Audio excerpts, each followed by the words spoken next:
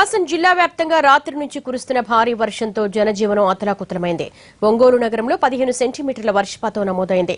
సంతనూతలపాడులో 14.4, తాళూరులో 13.3, దర్శిలో 10.4, కురుచేడులో 9.4, ముండ్లమూరు మద్దిపాడులో 9.3, అద్దంకిలో 7.7, నాగులుప్పలపాడులో 6, పెద్ద డోర్నాలలో 5.5, టంగుటూరులో 5.4 సెంటీమీటర్ల వర్షపాతం నమోదైంది.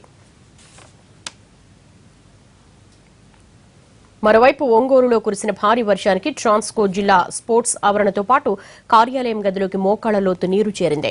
పరుచూరు మండలం చెరుకూరులోని త్రివిక్రమస్వామి దేవాలయంలో కూడా వరద నీరు చేరింది. దీంతో గర్భాలయంలో 2 అడుగుల మేర వరద నీరు నిలిచిపోయింది. మరోవైపు ఎర్రగొండపాలెం మండలంలోని అన్నాసముద్రం చెరువుకు గండిపడింది. దీంతో నీరు వృధాగా పోతోంది. కొత్త అన్నాసముద్రం, పాత అన్నాసముద్రం గ్రామాలకు రాకపోకలు నిలిచిపోయాయి.